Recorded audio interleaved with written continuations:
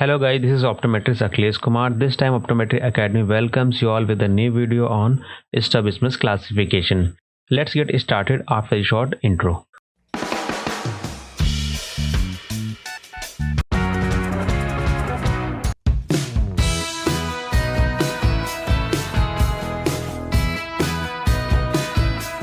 Normally, visual axes of the two eyes are parallel to each other in the primary position of gaze, and this alignment is maintained in all positions of gaze except in convergence and divergence. Perfect alignment of the two eyes is denoted by the term orthoposition and orthophoria. Orthoposition may be defined as the position of fusional demand in which both primary lines of sight intersect at the fixation point. When fusion is interrupted by means such as covering one eye, the eyes in a small number of persons will remain in the orthoposition. Such binocular cooperation in the absence of fusion is called orthophoria. Orthophoria thus may be defined as a position of the eyes in which the primary lines of sight intersect at the fixation point, without any fusion adjustment being necessary to attain or maintain this position. Strabismus or squint, or simply deviation of the eye, refer to a misalignment of the visual axis of the two eyes. Classification. Strabismus has been variously classified. However, no classification is perfect. Broadly, strabismus can be classified as below: apparent squint or pseudo strabismus, latent squint, heterophoria, manifest squint, heterotropia. Let's study all these classification with the help of appropriate examples. Apparent squint or pseudo strabismus. It refers to certain conditions in which visual axes of the two eyes are in fact parallel in all positions of gaze, and actually there exists a normal bifocal vision, but the eyes apparently seems to have a squint. Pseudo esotropia or apparent convergent squint may be associated with a prominent epicanthal fold which covers the normal visible nasal aspect of globe and gives a false impression of esotropia. A negative angle kappa, a too small interpupillary distance, an excessively broad nasal bridge. Pseudo exotropia or an apparent divergent squint may be associated with hypertelorism, a condition of wide separation of two eyes, a positive angle kappa, an excessively narrow nasal bridge, a too large interpupillary distance, narrowing of lateral canthi.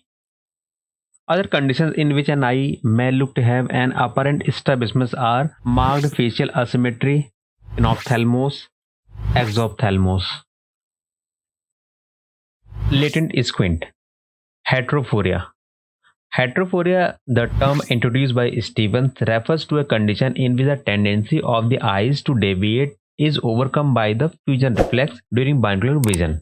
Therefore, when the influence of fusion is interrupted, the visual axis of the non-fixing eye deviates from the orthoposition. Depending upon the direction of deviation, heterophoria may be classified into esophoria, exophoria, right hyperphoria, left hyperphoria, encyclophoria, and excyclophoria. Manifest squint, heterotropia. Heterotropia is a manifest deviation of the eyes from the orthoposition that cannot be overcome by the fusion reflex.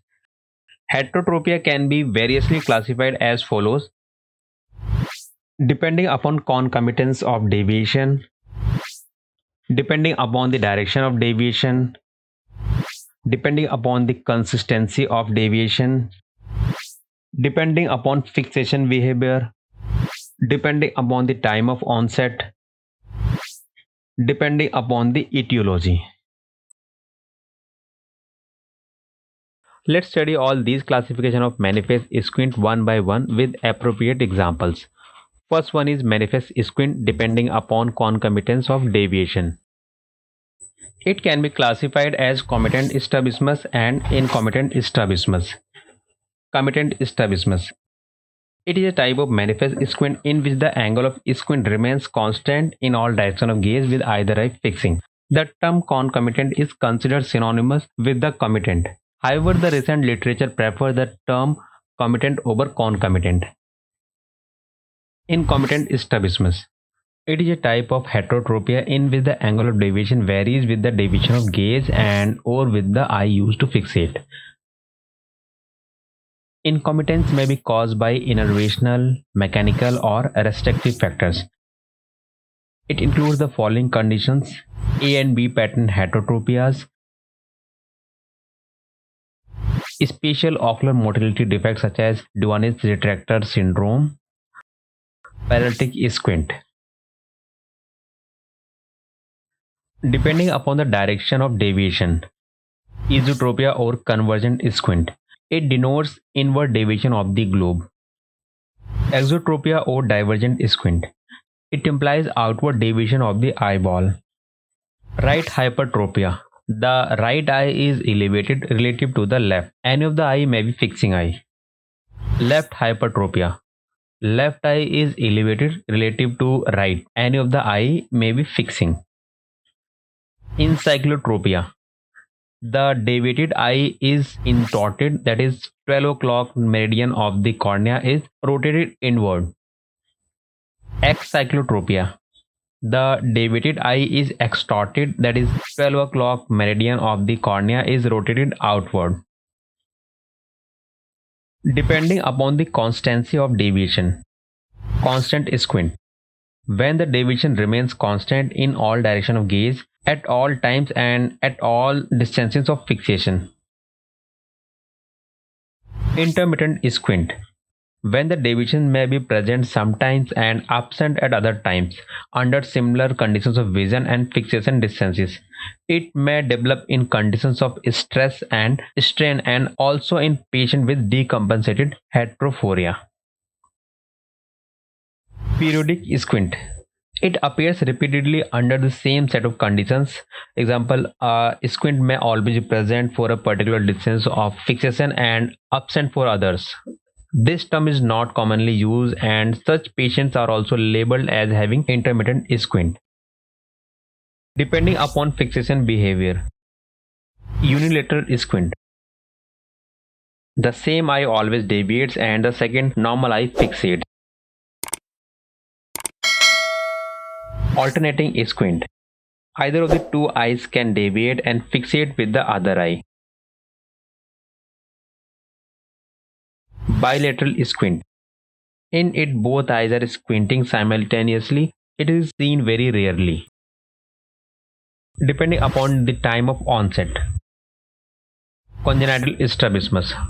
A deviation that is present at birth or appears in first few months of life.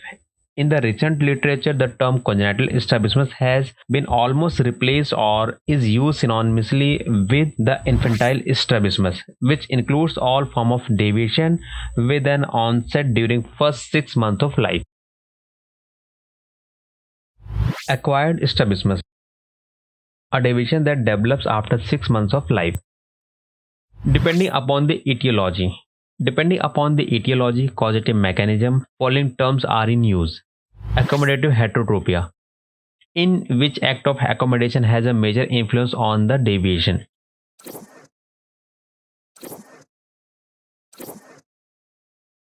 Non-accommodative heterotropia, in which accommodation has not much role to play. Primary heterotropia, wherein no obvious cause is found. Duane suggested following terms: convergence axis type of ESO deviation, which is more for near than distance fixation.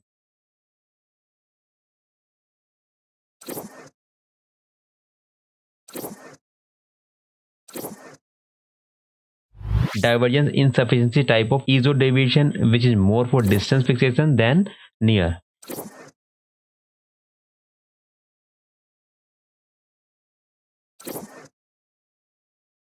Convergence insufficiency type of exodeviation, which is more for near fixation than distance.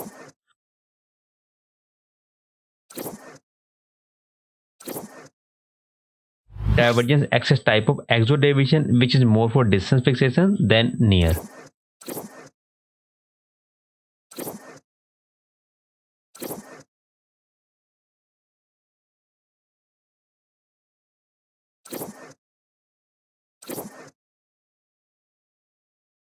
Secondary or sensory heterotropia is the term used to describe a deviation which results from some known cause of visual deprivation, disease of one eye, Example, anisometropia, central chorioretinitis, etc. Consecutive heterotropia is the term used to describe the deviation resulting from surgical overcorrection or spontaneous conversion of an esotropic eye into an exodeviation. That's all from this topic. Kindly subscribe the channel and press the bell icon. Thank you for watching.